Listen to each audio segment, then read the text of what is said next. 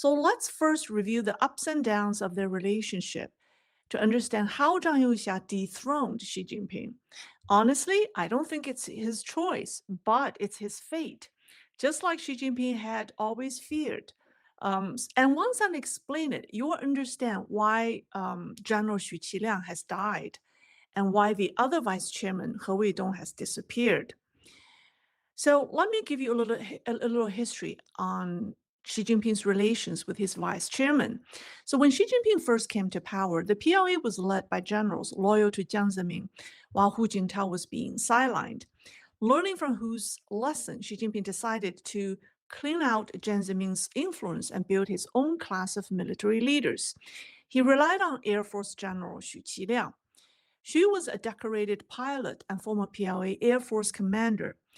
Now, with Xu at the top and another Air Force general, his name is Yi Xiaoguang, in charge of the Central Theater Command, which is the command tasked with the responsibility of protecting Beijing. So these Air Force generals helped Xi Jinping obtain power during the early years of his reign. So there was even an expression in China, which is saying that Xi's military is the Air Force, and the Air Force is Xi's army. So General Xu Qiliang played an important role in helping Xi Jinping obtain power. He also played an instrumental role during Xi Jinping's military reforms. However, Xi Jinping's favoritism of the Air Force didn't last long. When his imperial instincts kicked in, he started to feel insecure and discarded the hunting dog once the game is caught. He began to grow suspicious of the Air Force officers who had helped him rise. And then he looked to replace them with loyalists from the 31st Group Army based in Fujian, which was his old power base. And so Yi Xiaoguang, the man you see on the screen, was quietly ordered to retire at just 63 years old. And he was replaced in 2021 by Lin Xiangyang, a younger general from Fujian.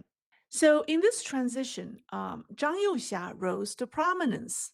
Like I said before, Zhang Youxia's father fought with Xi Jinping's father during the revolution, so the two families were close.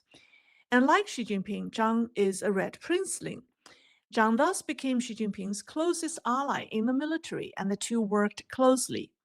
At that time, Xi Jinping had an urgent need.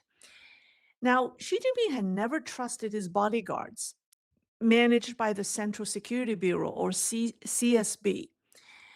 Xi Jinping wanted a field army general to take over his personal protection unit.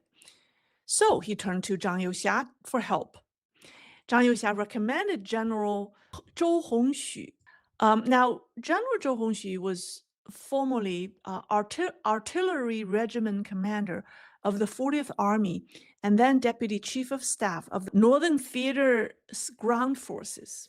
And so in July 2021, Zhou was officially appointed the head of CSB, or Central Security Bureau. So he was put in charge of Xi Jinping's personal protection. General Zhou's appointment as Xi Jinping's head of security signaled deep trust between Xi Jinping and Zhang Youxia. At the time, their relationship was at its peak. Xi Jinping also needed the military support, or the military's support, to secure his third term at the upcoming 20th Party Congress. And Zhang Youxia gave him his support, and Xi Jinping successfully obtained his third term in 2022. And then at that party Congress, General Xu Qiliang retired, and he was replaced by Zhang Youxia.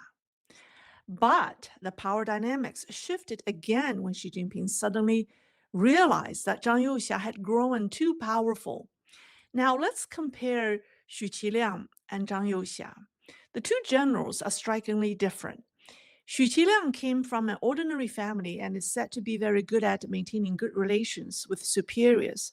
And he even maintained good relations with Xi Jinping's wife. So he's very has good interpersonal skills, shall we say. So he's very smooth.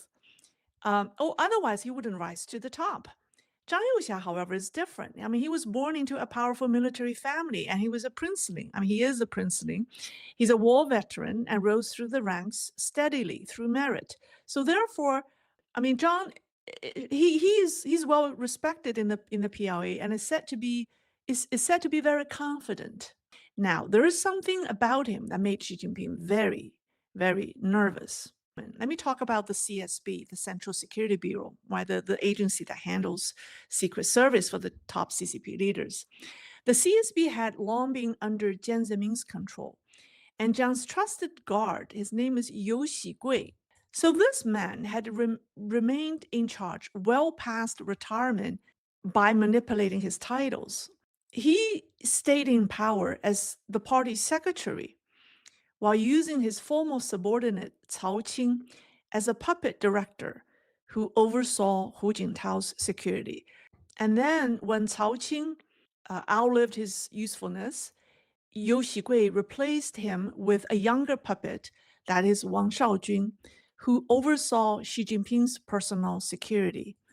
Now, after Zhou Hongxue took over the CSB, he naturally formed a close alliance with Zhang Youxia because he was recommended by Zhang Youxia. It was only then that the ever suspicious Xi Jinping suddenly realized his mistake. Alarmed by what he perceived as a power grab, he sought to correct course. He felt like the fact that Zhang Youxia has direct influence over the man who is in charge of protecting him made Xi Jinping worry. So he wanted to change something.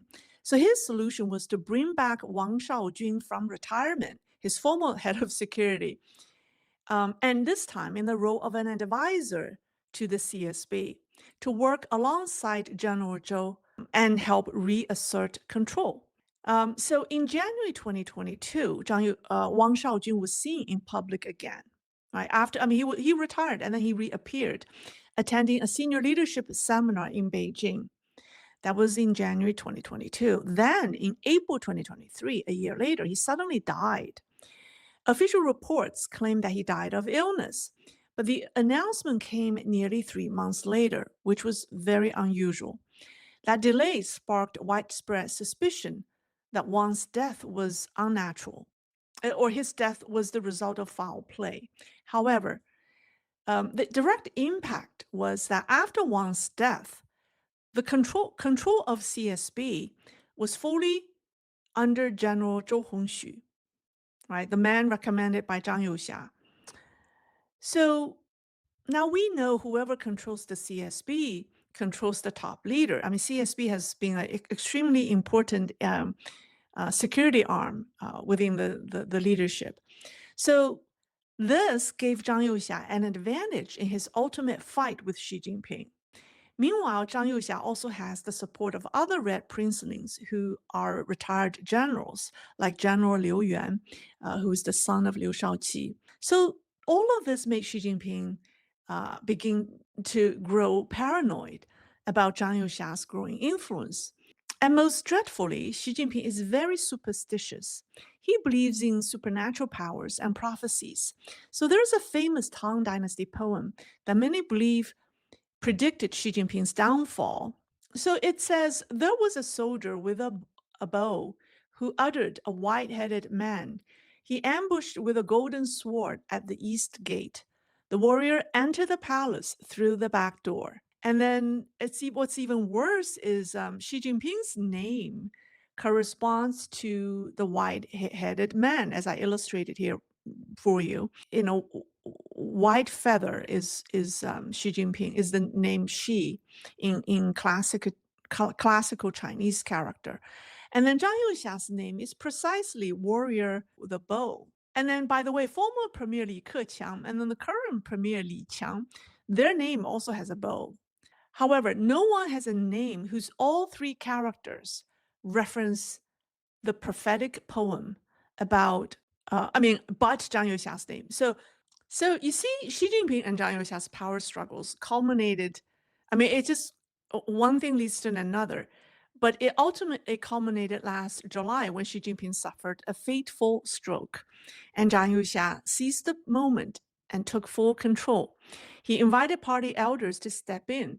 It's said that Zhang was confident in his ability to manage the situation, At first, he was lenient towards Xi Jinping after he recovered, allowing Xi to remain a figurehead, attending domestic and international events and meeting foreign dignitaries. But things didn't go as smoothly as Zhang Youxia had anticipated. Xi Jinping attempted several coups to regain control. His loyalists in the PLA, Miao Hua and He Weidong, were involved. These two were involved. However, Zhang Youxia overlooked one man who played a central role in organizing the effort for Xi Jinping. That is the retired former vice chairman of CMC, General Xu Qiliang. So desperate to reclaim power, Xi Jinping had turned to Xu Qiliang to rally support within the PLA. According to inside sources, Xu was the one coordinating the coup behind the scene alongside Miao Hua and He Weidong. So the confrontation escalated between the two sides. It was said that they opened fire and shots were fired at each other. And that's when Zhang Youxia realized leniency was no longer an option. So, and then what we saw was, obvious. Miao Hua was arrested and investigated. His downfall was announced at the end of last November. And soon after, a couple of months later, He Weidong disappeared. Rumors suggest he either committed suicide or was executed. We still don't know. Xu Qiliang, what happened to him? Well, he died. And sources say he was literally scared to death. I made a video about Xu Qiliang's death. But if he was the mastermind behind the coup, he would be scared, right? When his death was announced, the time, ominously listed as 12/12, sent a chilling warning to Xi Jinping's remaining loyalists. I explained what 12/12 means in Asia or in China. It means coup. So it is said that Xu Qiliang's death marked the final nail in the coffin for the Xi Jinping faction's attempt to regain control. So, by controlling the PLA now, Zhang Youxia is the most powerful man in China. But he reportedly doesn't have any ambition to be the CCP leader. He's only interested in being a military leader.